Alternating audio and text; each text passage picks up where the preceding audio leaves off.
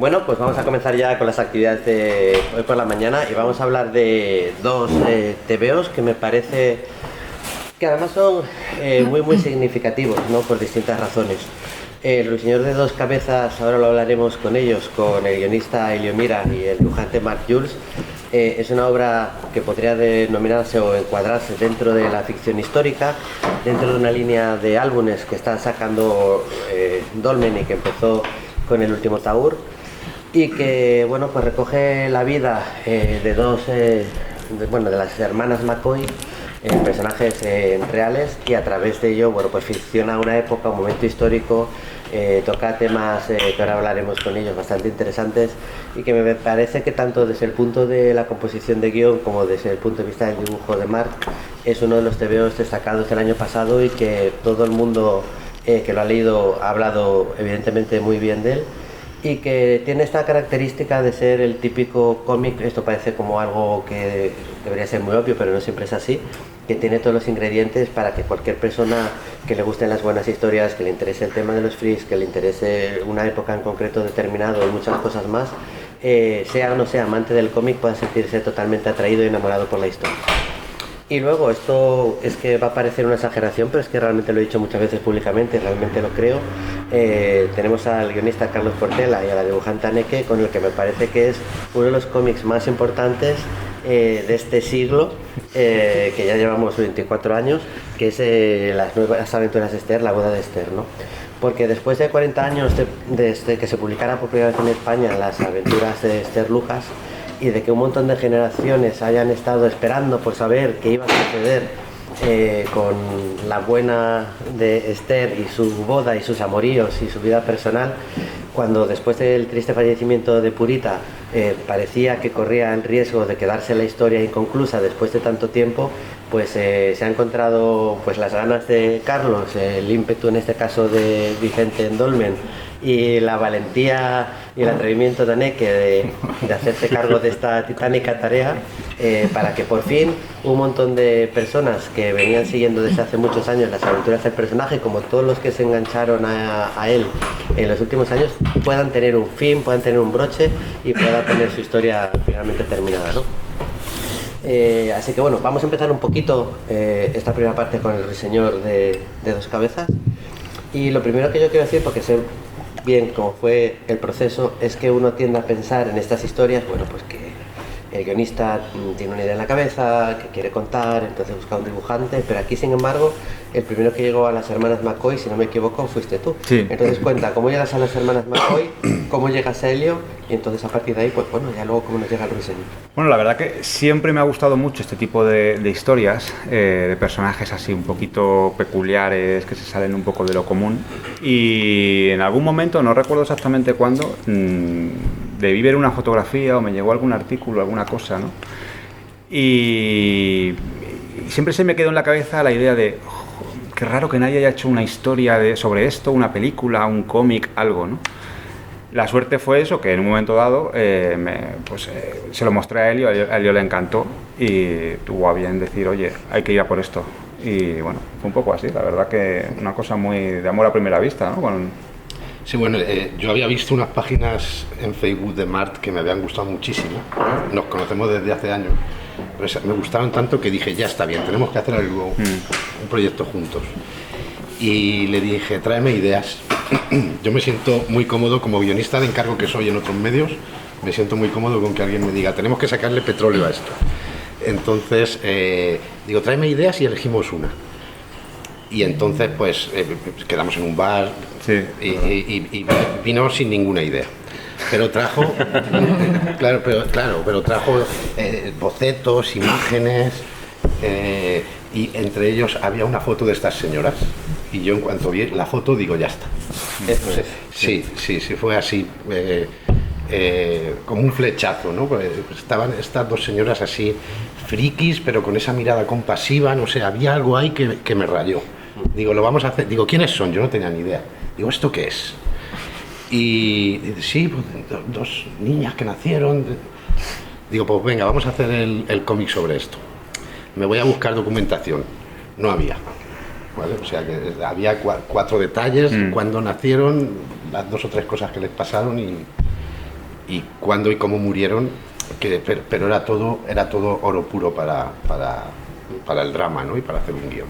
Y bueno, pues a partir de ahí desarrollar el argumento y luego el guión. Sí.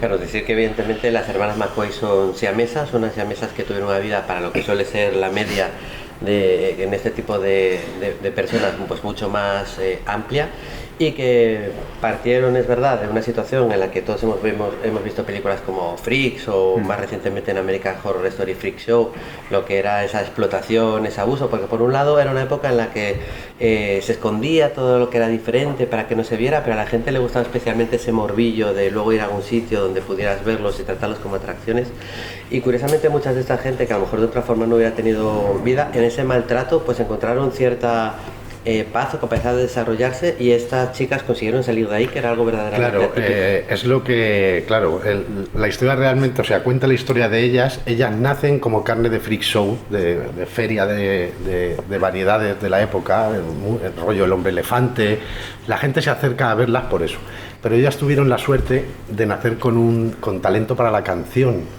una acabó siendo soprano y otra contralto, y hay quien las rescata y las educa en esta medida, y entonces las saca de los freak shows, pese a que pasaron dentro de los freak shows todas las perrerías que pasó cualquier otro, pero en un momento dado consiguen salir y se acaban convirtiendo en estrellas de la canción de renombre mundial. Entonces esto es lo curioso, ¿no? A mí me gustaba ese arco tan interesante y poco conocido para lo peculiar que es, y me gustaba el carácter de ellas, que pese a todo lo que pasaron, siempre tuvieron el rasgo de calidad humana por encima de todo. Entonces digo, pues esto que en un momento dado puedes pensar que nos vamos a ir a una historia o morbosa o de terror, pues eso, Freaks de Todd Browning, tal, en realidad me daba recursos para hacer más bien algo más humanista, más amable, más agradecido y más interesante narrativamente por todo eso. Y en la parte gráfica, ¿qué tienes que alternar? Primero pues esa parte oscura de lo que es el circo y todos esos personajes, porque luego ya pues son unas exteriores más, una época de bueno, pues interiores pues muy grandiosos. Sí, a mí es que me encanta, o sea, me parece toda lo que es la época victoriana, los detalles y tal, es una... Yo siento muchísimo, estoy No, un poquito y te juro que... No, lo has hecho bien. Pues es eso. Alguien tiene que salvarlo. Claro. Bueno, eso, que me encanta todo esa, entonces, bueno, daba mucho pie a regalarte mucho con el dibujo, toda la arquitectura victoriana, todo ese rollo es una maravilla para dibujar.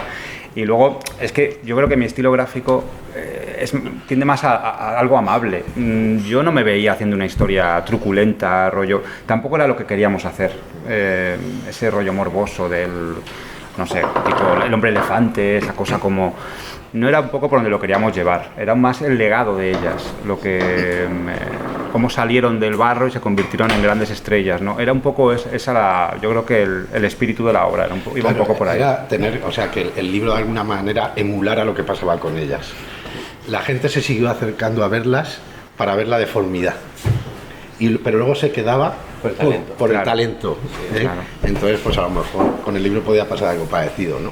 Mira, una historia de freaks, de mierda, y luego te encuentras con otra cosa. A mí el tema de la ficción histórica, ¿no? De coger unos acontecimientos, unas personas con unos datos reales, es algo, bueno, pues que en muchos debates hace años en la Semana Negra y en otros festivales siempre se trata como de acotar esta estupidez, ¿no? De poner barreras a la creatividad y decir, ¿cuál es el límite de ella? Y siempre se decía con mucha razón, pues que el límite es el que quiera, no es un ensayo, evidentemente es una ficción. Entonces aquí partes no solo de unos personajes que existieron y tienes que poner que nacieron cuando nacieron y que murieron cuando murieron, pero sí que tienen más espacios oscuros que otras historias que están más documentadas, así que tienes que pensar cómo vehicularla, ¿no? Y tú decides crear un personaje o hacer un personaje de un periodista y jugar con distintas líneas argumentales. Entonces cuéntanos un poquito ese momento en el que ya sabes que vas a contar esta historia, ¿sí? La decisión de cuál va a ser la estructura con la que la vas a contar. Pues por un lado, como la historia de estas mujeres tenía en documentación demasiados espacios oscuros o en blanco, llámalo como quieras, que no sabíamos lo que había pasado, yo me quería cubrir a la hora de inventar, para que no fuera simplemente una biografía y ya está, ¿no? Pero luego aparte está el tema de que quería buscar también la manera de de estar dando saltos adelante y atrás en el tiempo constantemente, ya no solo entre escenas o entre páginas, sino a veces entre viñetas. Porque yo tenía muchas ganas de escribir un guión de un cómic de largo recorrido, y digo, ¿cómo lo puedo hacer para contarlo de manera, con los recursos con los que lo podemos contar en cómic? Es decir, no quiero que sea parecido ni a una película, una serie o una novela. Digo, el lenguaje del cómic, la viñeta, ¿no? A partir de esos testimonios me facilitaba mucho el ir hacia adelante y hacia detrás. Y luego aparte, como en realidad es una historia real, le daba también el punto de veracidad de alguien que las está investigando. Es decir, tenemos lectores que piensan que el periodista también existió. Es decir, entonces dice, pues qué bien ese periodista que se enteró de todo esto, ¿no? Sí. Digo, que me lo he inventado yo también. Claro, incluso se emula una novela que él escribió, sí, que hay 4 páginas al final en los extras, y la gente, que entonces, claro, tú lo sacaste la historia de la novela del periodista este. Digo que no, sí, que eso me lo he inventado yo para hacer el juego, ¿no? Sí. Entonces, pues sobre todo, la pregunta en todo caso es sobre todo para poder jugar narrativamente con las posibilidades del medio, que me apetecía mucho. Mar, yo sé que te gustan mucho estos personajes extraños que se salen de la norma, ¿no? Que a lo mejor han pasado un poco como de soslayo. No sé si hasta qué punto fue también sugerencia tuya o directamente fue Elio, pero seguro que disfrutaste mucho de poder meter secundarios de esa época, de El Hombre Elefante que mencionaste antes. Pues sale también Buffalo Bill. Pues eso se lo impuse a Elio. Le dije, tengo que dibujar El Hombre Elefante. O sea, invéntate lo que sea, claro, cualquier... ¿Cómo no iba a salir El Hombre Elefante? Es que es un regalo dibujar. Sí, me encanta todo ese universo gráfico. Bueno, es que me da, no sé, me gusta, me conecta mucho el antihéroe, sí. Y hombre, El Hombre Elefante, entre otros que salen, que también hay otros así muy... que ya lo descubrirá la gente, ¿no?, cuando lo lea, tenía que aparecer necesariamente. Claro. Otro tema que me parece que toca muy bien el cómic es el tema de la sexualidad del periodista, ¿no? Porque él está investigando a unas mujeres que fueron, por su apariencia física, consideradas como freaks, como monstruos, como rarezas de feria, y él está despertando una sexualidad que en ese momento también se consideraba como hasta cierto punto, claro, monstruoso, y que le podía generar pues también el rechazo de la gente, no por su apariencia física, sino por su sexualidad. Me parece que es algo que vas jugando en paralelo de una manera muy inteligente. Claro, porque estamos hablando de una época fundamentalmente puritana, en el que alguien homosexual como él pues lo tenía que esconder. Entonces eso genera... En una historia de monstruos exteriores me gustaba jugar también a esos monstruos interiores que se crean con dramas como este, y como él en un momento dado se proyecta sobre las hermanas, y de alguna manera descubre que a veces, aunque hayas nacido para la nada, puedes llegar al todo, ¿no? O sea que entonces acaba reconociéndose su condición, ¿no? Entonces a mí me gustaba hacer ese paralelismo. Una cosa es el Walter Peters, que parece que todos somos un poco así, quienes parecemos que somos y quienes somos de verdad. Esa dualidad proyectada en las hermanas de alguna manera es el desarrollo del personaje. ¿Quién parece que soy y quién soy realmente? Y al final lo acaba descubriendo. Con lo cual teníamos un arco de personaje también que no era solo el meramente biográfico de ellas. Sí. Claro. Generalmente en este tipo de cómic los extras suelen utilizarse, bueno, pues para coger al lector y decirle, vale, mira, te hemos contado esto, que sepas que este encuentro que te parece probablemente muy casual e imposible, pues realmente sí que sucedió tal día, en tal sitio, o aquí esto lo puse en esta ciudad, pero en realidad fue en esta otra, fue una licencia creativa. O lo contrario, ¿no? Y esto que puede parecer pues más verosímil, pues realmente no ocurre nunca. Sin embargo, aquí los extras también forman un poquito más parte del juego para redondear, claro, un poco el trampantojo, ¿no? Claro. Entonces, hablándonos un poquito de lo que aportan de más a la historia, ¿no? Bueno, aportan matices y posibles escenas que a lo mejor no podían resultar narrativamente redundantes, pero tenían información que podía resultar chula. Pero yo con los extras la verdad es que sobre todo lo que hice fue divertirme. Es decir, no me lo planteé de una manera tan establecida, ¿no? A mí me gusta mucho los extras de cada número de Watchmen y lo que hace Alan Moore en la Liga de Hombres Extraordinarios y tal, y digo voy a jugar a ser Alan Moore. Bueno, entonces me lo pasé bomba, ¿no? Entonces digo, pues venga, un certificado médico, un periódico de la época, un atestado policial. Me puse a investigar a documentarme y me lo pasé muy bien, Y por ir un poco poniendo de momento una pausa al Prisioneros de dos cabezas, Marc, quiero que nos cuentes un poquito, porque sé que eres bastante obsesivo con la parte de la documentación, ¿no? Y que te cuesta ahí un poco, esta viñeta tengo que saber exactamente cómo era. Háblanos un poquito, porque claro, tú tenías una foto, pero la época sí que existe. Cuéntanos un poquito de esta época de documentación y de cómo poner y dejar fuera. Jugaba con un poco de ventaja, porque es que, ya digo, como es una época que me gusta mucho, ya tenía documentación que guardaba archivos y archivos que nunca sabes para qué, pero acumulas fotos y fotos. Y entonces, la verdad que si hubiera tenido que partir de cero, la parte de documentación creo que habría sido tremenda, pero ya acumulaba bastante documentación porque, no sé, siempre es una época, pues, las casitas, el no sé qué, que me gusta, ¿no? Entonces ya contaba con bastante documentación. Evidentemente tuve que buscar cositas específicas de las hermanas. Por ejemplo, hay una fotografía en los extras de una cabaña donde nacieron, que es la real, que luego me sorprendí, pero es la cabaña. O sea, hay poco de su vida, pero a nivel documentación me gustaría pensar que sí que he logrado un poquito acercarme a... Pero yo ya tenía ventaja porque, ya digo, es que esta época es como un poco mi debilidad a nivel... Me gusta dibujar, no ya de esta historia, sino cosas mías, muy inspirado en esa época. No sé decir por qué, pero es que me gusta mucho. Entonces, bueno, es que tenía ya... ¿No sufriste? No fue tanto, o sea, no... Bien, me alegro. Porque habrá más, o sea que... Ya. Sí. Y bueno, Carlos y Anneke, la boda de Esther. Te veo tantos años esperado y que por momentos pudo parecer que igual no llegaría a suceder. En un festival como el de Coruña surge lo que acabó siendo las nuevas aventuras de Esther, entras en contacto mucho más cercano con Purita y decidís pegar un salto en el tiempo que finalmente se quedó inconcluso. Lo que más me han preguntado a lo largo de estos últimos meses cuando se habla de este TVO es ¿pero hasta qué punto esto ahora decidió escribirlo para el TVO o mientras estaba con Purita pues ya lo iban hablando, ya lo iban haciendo, hasta qué punto ella sabía? Entonces vamos a responder esta pregunta porque de verdad que me sorprendió la cantidad de gente que me preguntaba hasta qué punto el final era consensuado, ¿llegasteis a hablarlo? Bueno, primero buenos días, buenas tardes ya. Pues la mayor parte estaba consensuada con ella. O sea, yo lo que sí tenía claro cuando empezamos las nuevas aventuras era, lo primero que pensé fue el final. Es decir, porque, vale, inicialmente el encargo era hacer una historia que continuase con ella de joven, pero a mí me parecía un error.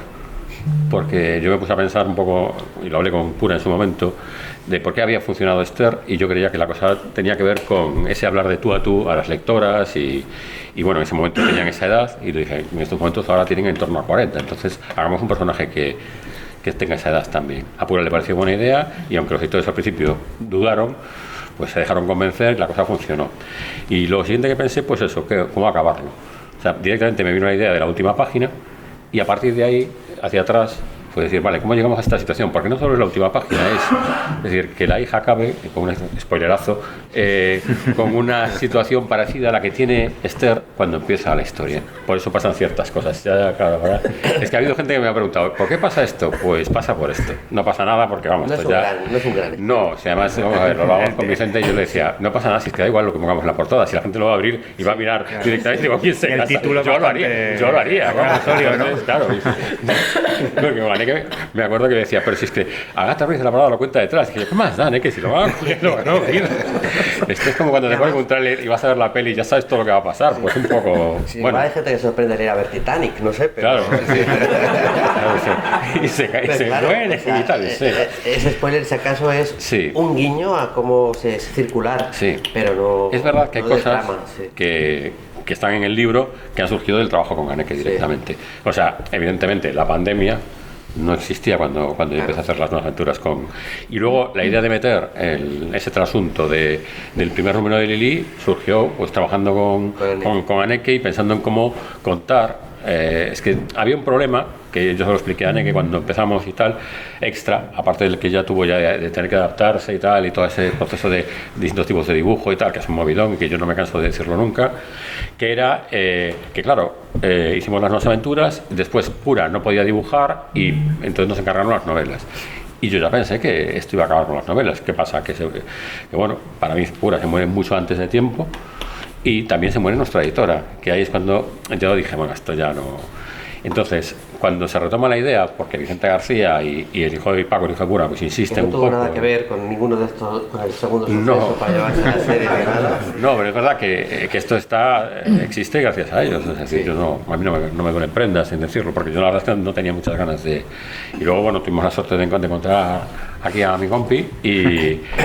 Pues claro, uno de los problemas que yo me encuentro es, ¿qué hago? Salto del último cómic aquí, no cuento las novelas, porque las novelas directamente prácticamente seguían, es decir, había como si fuese un cuarto álbum que no estaba contado, porque iban a ser 6 originalmente, pero digamos que estaba contado el quinto y parte del sexto. Entonces dije, ¿qué hago ahora? Entonces, bueno, estuvimos hablando y dije, mira, se me ha ocurrido esto y tal, ¿cómo lo ves? Porque, bueno, pues, y de ahí un poco todo ese juego también narrativo y todas esas cosas. Anneke, por cierto, wow, cuando dentro de, bueno, a partir de ya, la gente entre en Wikipedia, mire la historia del cómic español, vaya a uno de los personajes más históricos de siempre y diga, a ver qué fue Esther. Este va a ser un personaje dibujado por Purita Campos y por Anneke, ¿no? Que le pone el broche al círculo de la historia del personaje.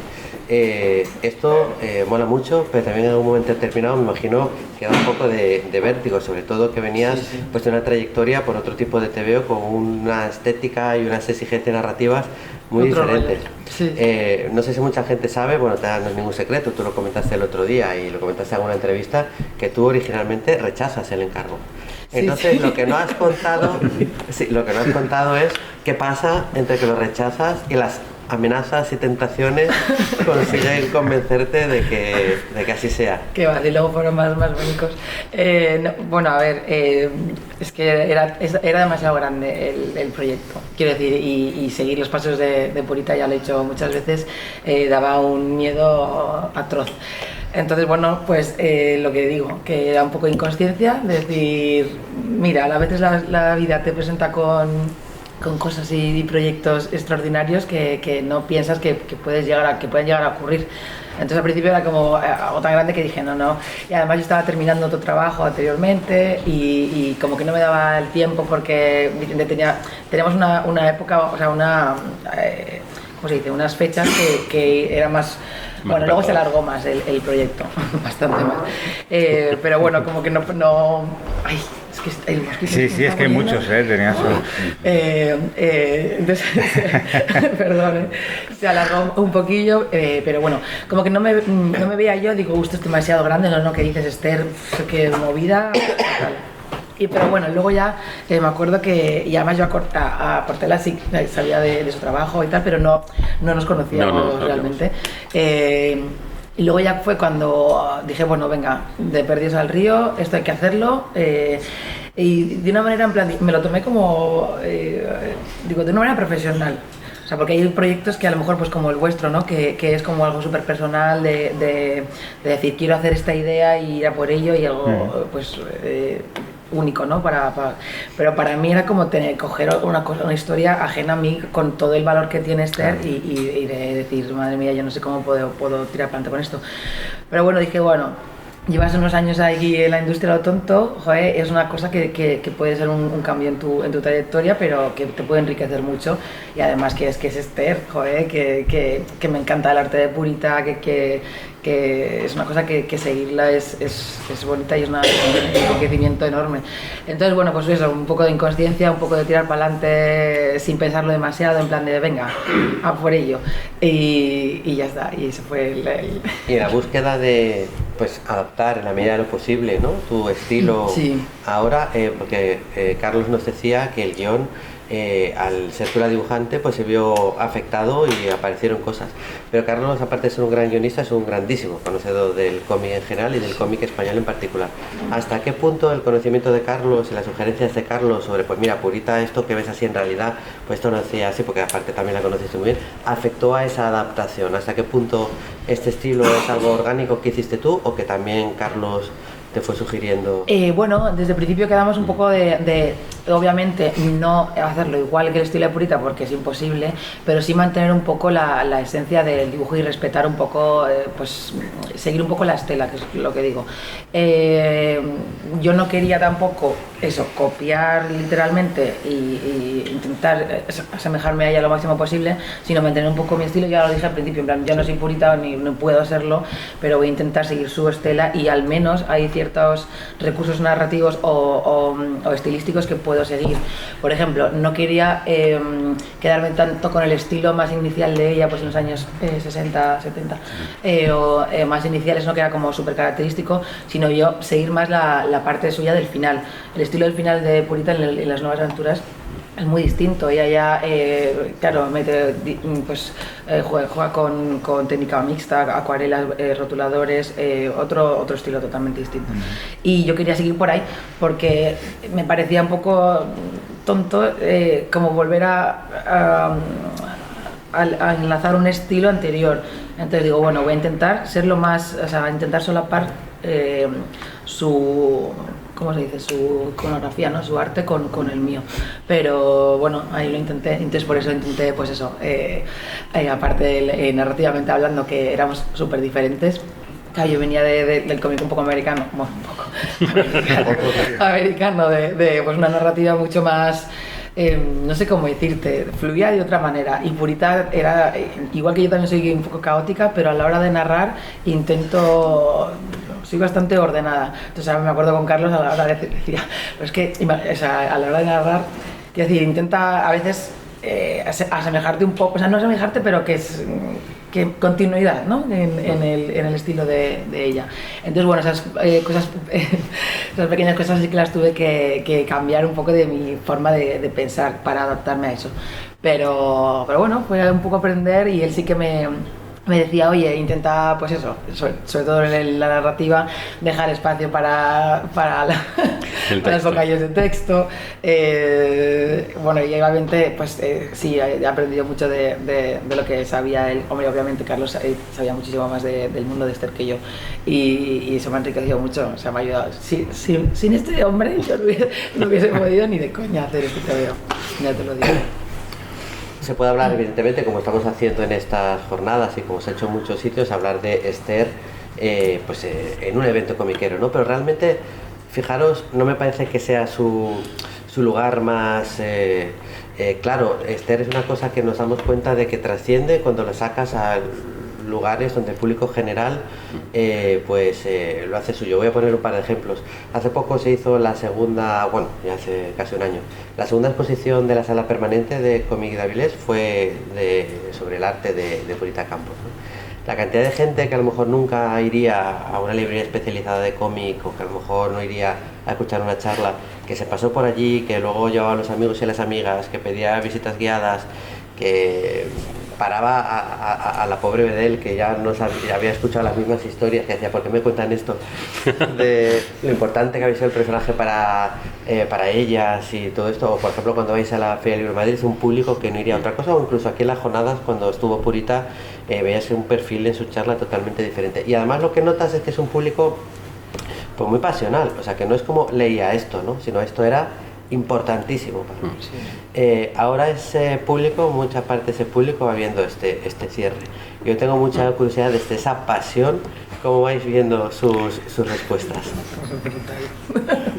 Bueno, a ver, pues es que hemos flipado, por ejemplo, estuvimos en Barcelona y en Sant Jordi, y es que era las historias se repetían cada persona, la mayoría un poco no eran mujeres de cierta edad, y venían y estaban, ay Esther, no sé qué, yo lo leía o tal, y siempre o se la compraban o estaban un rato charlando con nosotros, y es un fanatismo. Ya me lo avisó él al principio, me dijo, bueno, el mundo de Esther, tienes que saber que hay unos fans muy acérrimos y muy pasionales, y es cierto, o sea, la verdad que el amor que se le tiene al personaje es que han crecido con ella y forma parte de una generación tan específica que era un personaje súper querido.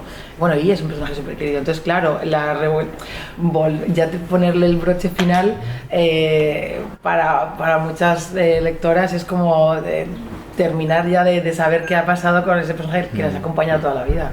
Sí. Y a ti, Carlos, después de leerlo, porque claro, por muy bien que se haga un guión, siempre alguien que hace un personaje como si fuera de su familia, pues sin decir lo que pasa, pues puede decir, pues tendría que haber acabado con él, o tendría que haberlo mandado a tomar por culo. Hagas lo que hagas, pues al final, ¿no? Mucha gente, ¿has encontrado así respuestas? Bueno, en general, a todo el mundo, vamos, lo que nos ha llegado es de que muy bien, están muy contentos. Bueno, los comentarios que hay puestos por ahí online y tal, es de que todo muy bien, el final estupendo, tal. Hay un detalle que, claro, pero es que luego cuando piensas en ese final que yo había hablado con Pura, de que las cosas deberían de acabar para su hija como empezaron para ella, te encaja. Si no, te quedas un poco con cara de ¿y esto? Que mucha gente me lo ha preguntado, bueno, me lo he preguntado, pero bueno, es así, es que además yo creo que Esther en ese sentido siempre ha reflejado un poco lo que es la vida en general, o sea, y entonces, bueno, arranca con la muerte del padre, pues sería la muerte del padre, con lo cual es un cambio de familia, es otros modelos, y un poco lo que quisimos hacer fue eso. Y sí que es cierto que te encuentras con cosas que te remueven, porque hay gente que te dice, es que así representa mi infancia. Yo recuerdo con Pura, la primera vez que sacamos las aventuras, una chica en San de la Zona, que una parte de la cola era descomunal. Yo pensé que era una cola de alguien de estos de Marvel, no sé qué, y de repente dice, no, es la vuestra. Y que te dice, es que me lo he cogido, he ido a casa de mis padres, he subido, me lo he puesto a leer en mi habitación y me he puesto a llorar. Y claro, te quedas que no sabes muy bien qué decir. Y ahora aquí también gente que de repente una chica que tenía autismo que nos dijo, Esther a mí me ha hecho mejorar mi vida y ha conseguido que haga el esfuerzo de venir aquí a las Ramblas a veros a vosotros, y nos quedamos así y una aquí, nueva lectora, que muy joven, sí, nos quedamos muy flipados, y aquí mi amiga le dio un abrazo, claro, y este que decía no, así como lo de la palmada, ¿sí? Claro. Se viene arriba y párala, Se abalanzó sobre ella y claro, viendo, ay, no, yo no suelo abrazar, aunque en el contacto físico no le gusta, claro, no. Ay, perdón, dice, pero a ti te lo permito yo, vale. No, pero que te pasan cosas que realmente no te pasan con otro tipo de cómic. Yo eso sí que se lo comenté, le dije, el público es diferente. O sea, yo no he visto otra cosa igual. Y es alucinante, se lo saben mejor que nosotros. Yo me acuerdo a veces con Pura también, que le preguntaban cosas, me miraban como diciendo... no sé qué me están preguntando. Sí, claro. Sí, yo recuerdo cuando empezamos las nuevas aventuras que le digo, oye Pura, yo me he leído las 3000 páginas y tal, y le dije, ¿reseteasteis la historia? Y me dice, sí. Y le dije, ¿y la cambiasteis? Si tú lo dices. Y me dice, claro, pensamos que había cambiado de generación. Y dije, de las niñas no les importaba. Esto de la continuidad, me digo, esto es muy nuevo para mí. Sí. Entonces, claro, yo me volví un poco loco con aquello, ¿no? Porque era como el universo Marvel, ¿no? Entonces... Oye, y hay una boda, sí. Con lo cual la pregunta que mucha gente se preguntaba era cómo va a ser el vestido. Así que hablas de la creación del vestido de boda de Esther. Pues a ver. Dale. Dale tú. Es sin duda el vestido o el traje de novia más importante de la historia del cómic español. Sí, bueno, lo cierto es sí. Nadie puede decir otro. No, vamos a ver, aquí había una cosa que era, ella había sacado varios modelos porque había fantaseado a lo largo de la serie, pero eran cosas como muy victorianas, muy con todos los respetos. No, yo voy a saber que fan total. O sea, a ver. No, que bien, pero es que yo recuerdo uno que era de la abuela y decías, hombre, no la veo yo y tal.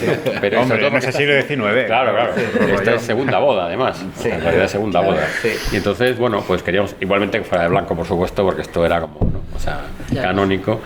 Y bueno, la idea vino un poco por Vicente. Dijo, oye, si buscamos una diseñadora, no sé qué, famosa y tal. Y dije, pues bueno, pero nosotros lo miramos con cara de, bueno, ¿qué dice este loco? Tú le cojas el teléfono y tal. Y bueno, pues a Vicente lo dejas ahí, de repente un día te llama y te dice, oye, que haga traducción, ha dicho que sí. Y si además pensaste seguro, ¿what? Bueno, en 5 minutos se ha olvidado. Sí, claro. Me gustará con otra cosa y ya está. Pues no se la había olvidado. Estaba desde bien inicio. Sí. Y nada, la suerte que tuvimos es que nos mandó varios diseños y pudimos un poco llevarlo a nuestro terreno. Además nos dieron la libertad también de poder modificarlo para que Anneke lo llevara a su estilo exactamente y pudiese encajar un poco en lo que era el dibujo, porque una cosa es ver un patrón o un boceto y otra cosa es, claro, animarlo, darle esa... verlo. Tenía ella también otras ideas, aparte del vestido final, que luego las utilizamos. Las utilizamos, hicimos un poco como una broma, claro. Que es el momento en que se hacen las pruebas, que van diciendo, no, este tal, este me pega más o menos. Y me decía, tú estás, ¿no? ¿Cómo haces esto? Y digo, bueno, hombre, esto es una broma. O sea, es que el estilo de ella también es tan particular que, claro. Que en el cómic no funciona. Ella es Agatha Ruiz de la Prada. Claro. Sí. No, y además es fan de la serie, se ve simplemente en la cita que hay detrás del libro.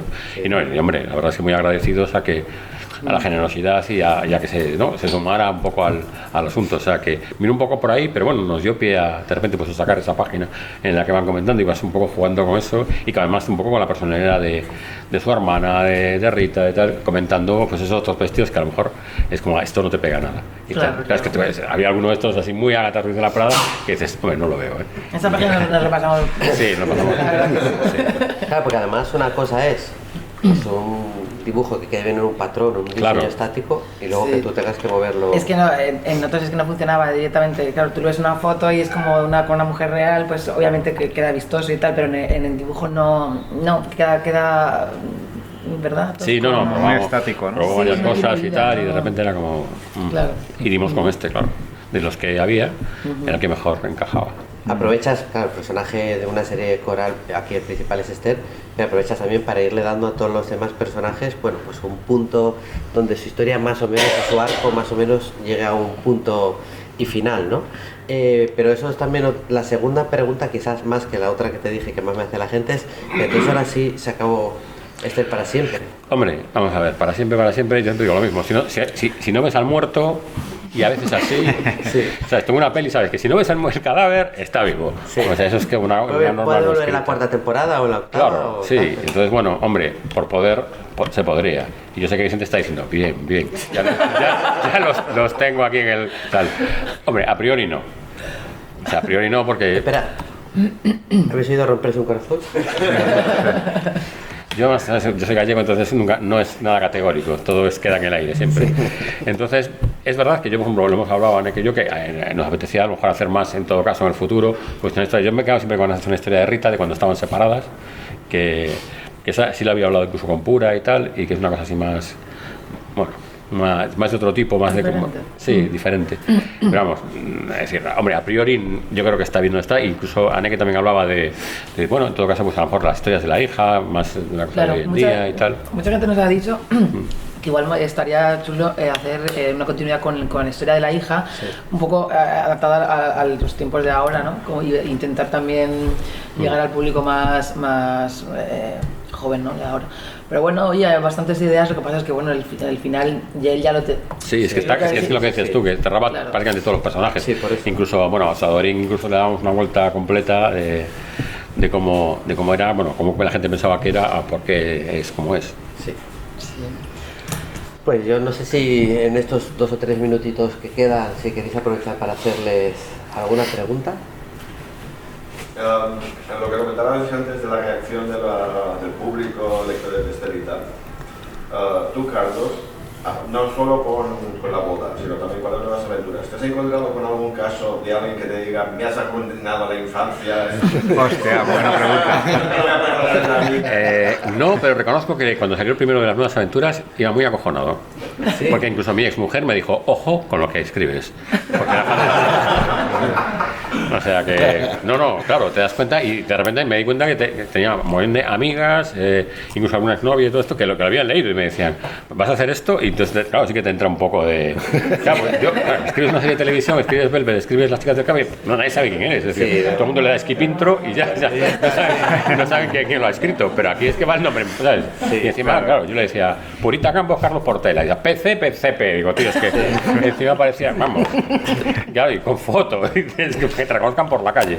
Y yo, no, es verdad que cuando salió el primero, estaba un poco acojonado. Responsabilidad, claro. Sí, además, claro, es verdad que ha habido muchos intentos de traer personajes clásicos que no han funcionado.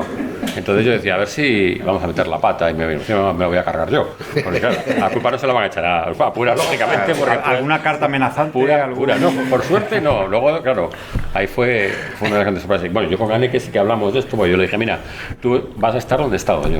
Entonces, tranquila, porque yo, ¿sabes? Yo veía el resultado y veía también que Vicente estaba cada vez más tranquilo, que al principio era como, bueno, tú, déjala en paz, ¿no? Y no, pero vamos, que esa presión la notas porque claro. Son 50 años de historia de un personaje dentro del cómic femenino español, es el personaje más importante, sin ninguna duda, es como, le pone fin a la Mortadelo, ¿sabes? Joder. Que por un lado te mola hacerlo, ¿sabes? Pero por otro lado dices, bueno, a ver si no meto la pata, ¿no? Sí. Pero no te han amenazado ni nada, o sea, todo ha salido bien. No, salió todo muy bien y en ese sentido sí, por suerte, vamos. Por eso no me voy a ir a arriesgar a hacer más tampoco. Claro, ya no Ya está, es que bueno, salió bien, ya no lo toques. Claro. A nosotros, evidentemente, lo que nos toca aquí es el cómic y es el formato ideal para estas obras y nos encanta. Pero ten en cuenta que tanto Elio como Carlos son guionistas que trabajan también con asiduidad para otros medios audiovisuales. Les quiero preguntar primero a Elio, en tu cabeza cuando descubriste esta historia y escribiste el guión y iba cogiendo forma, ¿también te lo ibas imaginando como coño? Pues yo creo que es una historia absolutamente internacional, que siempre este tipo de tramas ha generado interés. ¿Te lo llegaste a imaginar alguna vez como pues vamos a probar como para hacer un proyecto? Para cine, dice. Sí, ¿no? La verdad es que no. Es decir, yo sé las posibilidades que tiene. De hecho, tengo cierta maquinaria puesta en marcha para que le llegue a Tim Burton el libro, porque le puede gustar. Pero yo quería hacer un TVO. O sea, es que llegó un momento en que digo, sí. Y también ahora estoy dirigiendo animación en un estudio, se lo he mandado también, pero en mi cabeza esto es un TVO. Sí. Es decir, de hecho, hasta el punto de que si se hiciera una peli, yo no sé si no prefiero que venga otro guionista a adaptarlo. Es decir, cuando por fin he podido hacer un TVO con todo lo que conlleva, me compartimenté la cabeza para eso. Y está lleno de posibilidades, sí, pero como he dicho antes, a la vez busqué contarlo de una manera que solo pudiera ser contado en forma de cómic, al menos en ciertos capítulos, ¿no? Entonces, pues siempre he sido muy aficionado a las adaptaciones de cómic, a estas sinergias. Yo quería que esto fuera un TVO con todas las de la ley. Y toda la parte audiovisual me la intenté quitar de la cabeza cuando me enfrenté a este guión. Y en el caso de Carlos, evidentemente, Esther es de plano un personaje de cómic, pero fíjate, quizás ha sido uno de los casos que más me ha sorprendido que no haya habido nunca ninguna ocurrencia que haya llegado a buen puerto. Ha habido 3 intentos. Igual que Celia ha funcionado más o menos, yo me parecía que Esther, con el fandom y la base que tenía, ahora, una vez está el carpetazo durante un tiempo, si se te presentara la posibilidad de trasladarlo a audiovisual, ¿lo rechazarías? ¿Te daría miedo? No, ya hubo intentos, ¿eh? Sí. Hubo 3 intentos de hacer serie de televisión y toda la historia, pero había un problema siempre, que es, claro, que son británicos los personajes. Entonces, el problema que tenías con las plataformas, y hablo directamente de Netflix porque fue una de las que se interesó y toda la historia, era, vale, pero ¿lo puedes poner en España? No. Claro, yo decía, no sé, es que no es, ¿sabes? No puedes quitarle el elemento británico porque es característico de la serie. Aparte, la gente se va a sentir timada. Entonces, esto hubo que explicárselo y era muy complicado porque decían, es que lo que no podéis rodar es en inglés y que sean actores españoles. Ahí era donde de repente la cosa tal. Y curiosamente, hace poco, en una entrevista que me hicieron, no sé si fue en Radio Nacional o... de repente el entrevistador nos dijo, ¿y nunca habéis pensado que esto podría ser una peli de animación, una serie de animación? Y dices, hombre, problema solucionado, de repente. Pero vamos, hasta que, fíjate, una cosa tan obvia, a mí sí me había pasado por la cabeza. Sí que es verdad que hubo tres propuestas para hacer serie de tele con... Pero claro, como... O sea, yo desde luego, y Pura pensaba igual, no, en España no. Es decir, los personajes son lo que son. Entonces, a mí me parece es como si de repente, ¿sabes? Coges la Patrulla X y son de Cuenca. No. O sea, dices, no, Spiderman en Santiago. Y dices, pues la catedral, para adelante, para atrás. Claro, tío. Es decir, las cosas tienen, no sé. Aparte es que yo como lector, yo soy muy aficionado, lo sabéis y tal, me sentiría estafado. Sí, porque diría, claro, ¿esto qué es? ¿No? O sea, esto no es lo que yo me he leído. Entonces yo dije, esa reacción la vamos a tener en contra. Y dije, yo no quiero poner la frase en contra, porque me parece una traición. Entonces prefiero no hacerla y seguimos haciendo TVOs y otras cosas, pero no... Genial. Bueno, y Esther, que es un personaje que también era cómic inglés, ¿sabéis que tuviera algún tipo de peso en el cómic inglés o que tuviera fans inglesas? Sí, hay algo, lo que pasa es que donde más, curiosamente, fue en Holanda y en España. ¿Y en Holanda? En Holanda sí. Sí, de hecho hicieron incluso hay alguna especie de versiones apócrifas que incluso ni la propia Pura conocía. Sí. Sí, no sé, ahí ha tocado, no sabemos muy bien por qué ha tocado algo y... Son monarquías las claro, sí, puede ser, va a ser Por eso no ha eso. funcionado. Claro, el único problema es que empezó la época de Franco. No, empezó en Inglaterra. Ah, Inglaterra, bueno, sí. Pues no ha funcionado en Francia. Claro, no, en Francia no, es que en Francia no se publicó. Claro. Pero no hay- funciona nada, o sea, y es algo, podría haber funcionado, ¿no? No, pero sí, yo creo que ahí el problema es que es el formato, porque eran historias cortas y claro, no tenía el formato de álbum de 48 páginas o de 64 y tal, francés. Entonces eso, la manera de publicar hubiera sido rara, porque de hecho los superhéroes en Francia tampoco han tenido el impacto que ha tenido en España o en Italia. Es verdad. Yo creo que tiene que ver con el formato más que con otra cosa. Pues antes de cerrar, deciros que hay ejemplares a la venta de las dos obras, me parece Traje que... algunos por si alguien necesita. O sea que eso está muy bien que hablemos de ello, pero luego hay que comprarlos sin leerlos, narices, porque si no quieren hacer más, esto no puede ser. Así que bueno, daros las gracias por todos estos días en las jornadas, por estos dos trabajos estupendos, ya veis que he calculado muy bien hasta dónde podía llegar, así que bueno, como siempre despedimos a nuestros autores con un muy fuerte aplauso.